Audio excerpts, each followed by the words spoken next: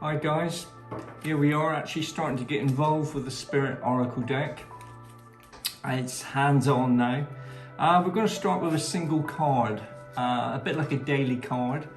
Yeah, it's the most simple form of reading, and again, you know, later on I'll be giving a 3-card spread and then the 12-card spread that I work with. But getting into the one card, normally before a reading I would prepare the space and prepare my deck, but because it's just one card, we're just going to give it a shuffle. And I guess in a way, because I'm going to give a reading for myself and see what comes up. You know, if I'm giving a reading for someone else, then it would be exactly the same thing. The cards carry the same meanings. I'll be working with my feelings. It's probably going to resonate a bit different because we also have the energy of the person that's receiving the message. But we're going to see where it goes. So first thing I'm going to do is give the cards a shuffle. Now I like the action of a shuffle because it's kind of like, I see it like we're weaving the cards. We're working with the cards. We're weaving our thoughts and our energy into them. So it's kind of like preparing them till it reaches a certain point. And work with your feelings on this. So I'm going to shuffle the deck and I'm going to just keep going until I feel it's right. It's kind of like I'm mixing it and weaving it. And when I feel it's right, I'm going to stop. And I'm going to take, for me, I could take the card from anywhere. There's nothing to say I couldn't cut the cards. But that's part of the reading further down the road. To cut the cards is a massive move. It has a huge effect on things. But keeping this simple, I'm just going to take the card off the very top and we're going to see where it goes. Now the card off the top is Universal Healing.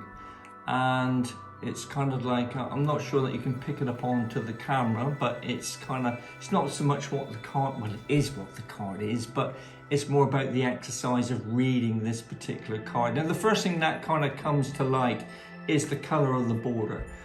There's a sequence of repeating colors in the deck that continue through. So here we've got a pink card. Now the pink cards are all the cards are healing, but the pink cards are really related to healing in a bigger way. That is one of their main factors with the pink energy, because it represents nurture, care, love. It also brings in the feminine energy, and the feminine energy for me is actually linked to power, where the masculine is strength and the feminine is power. But we'll get more into that further down the road. So first of all, a pink card.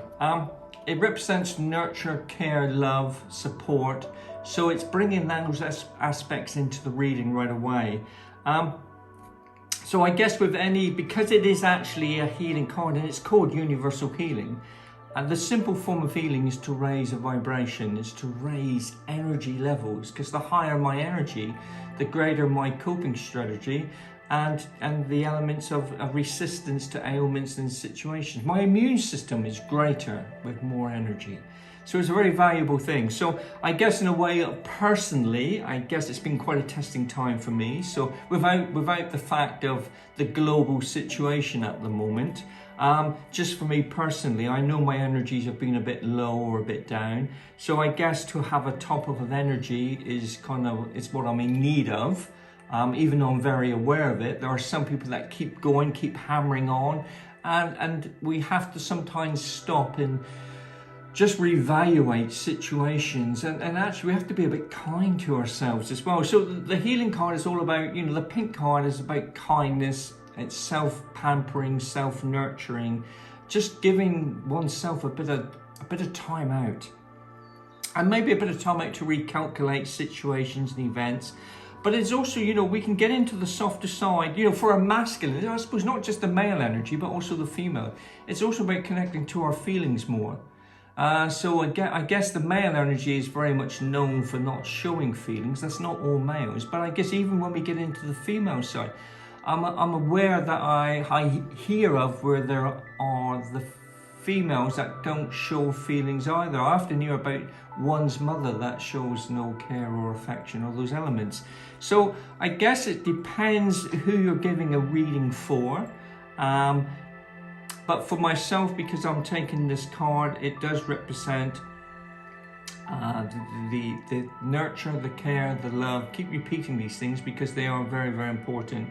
Taking time out, being able to voice or to speak, the healing element coming in play. But it's also quite important. The empowerment is being able to stand in one's power. So self-connection, self-belief, confidence, they're all aspects of this lovely pink energy, because you know pink is related to the reds, and the red's very strong, but it also brings in the white to dampen that down. So we got the combinations here of pink and whites, finding that balance of pink that it's offering.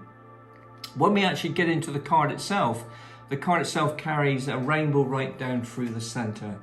Any rainbow elements within the card reading represents creativity. I know I'm creative. Well, I have this element. Everyone is creative in different ways, but for me as an artist, the creative side is very strong. I guess even as a builder. So it brings in, if I didn't know who I was giving a reading for, it very much brings in the elements of creativity or getting someone to get more involved with their creative side. And so, you know, we can be looking at painting, writing, music, dance, just to name a few. But it also represents to create who we are. So again, this self-connection element coming in. It's how I see myself, but also very importantly, is how others see me. And sometimes they can be so different. How I see myself or how I feel others see me can be at times not the case. Other people looking inwards can have a completely different perspective of me looking outwards. And it can be so big that the balance just goes out. So it's kind of the creative side of oneself is a very important aspect. It can bring aspects of family into play, even though it doesn't necessarily mean of blood. It means people that have a closeness together. So it can represent an element where there is some distance within a family situation. And it can be where someone is isolated or detached themselves. And the reason for that being is we have a cluster, we have butterflies in this picture. And we have a cluster of butterflies in the lower part, and we have a single one. Now that single butterfly could be me, that I have distanced myself from others, or it could be that someone else has distanced themselves from me and others. So it brings in the aspects. There's a world within the picture, and the world can represent travel, but it can also represent aspects of unsettledness and bringing those aspects into play. Now, I don't feel that I'm unsettled. I mean, travel is a big one for me. I can't wait to take off on the motorcycle and just to get away. So that side of it, I've traveled all my life in one form or another. So it is kind of part of me, if you like. The distance within family, yes, there is aspects of that within family structure, but the creative side coming into play. You know, we also have a number on the card, and this particular number is 20. Now we can read that as 20, or we can read it as 2. It's like having a number of 25. We can read it as 25, or we can add them together, which makes 7. So it brings in those aspects of. It also has the name Universal Healing, but you have to work with your own feelings on this. You know, you can, for people that are learning or beginning, and maybe for even more advanced readers, you can take on, because everything is knowledge, so you can take on the extra knowledge of the book for those experienced readers, or if you're new to this, you can basically get the book in place and read it as a foundation to start with. Some cards that I find very attractive or have a very pleasant feel to them, someone could find that they're quite hard and challenging cards. It's very, very intriguing and very interesting why, you know, in one hand someone could see a card that's very gentle and soft, and then someone else could see it quite the opposite. But I want you to go with your own feelings on it, because it's very, very important. You know, I do say that the card deck is half a deck, you are the other half. So it's wanting you to read individual cards. So I'm just going to take another card off the top just quickly to go through things. And in this card we have the Winged Messenger, and we have a yellow card this time. So again, it's worked. The yellow is the first thing that kicks into play. It's bringing in, how do I feel about yellow? And I know over the years I've met many people, and I know there's people that do not like the colour yellow for a number of reasons. And some of these elements can go back even to childhood through experiences that relate to a particular colour. And it triggers, the colour yellow triggers off. You know, we take a lot of information through our eyes, and colour is a medicine in one form or another. So it's kind of like, how does it feel for you, you know, the elements of the yellow vibration opposed to the pink vibration.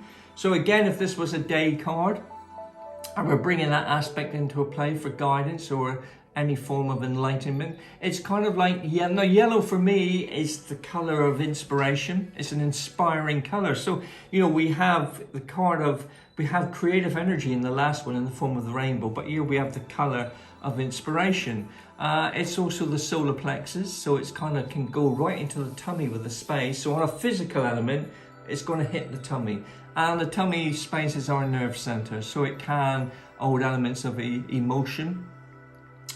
It's kind of like it's nerves. It can bring in dietary aspects, but also the tummy is what's also known as, you know, chi, life force.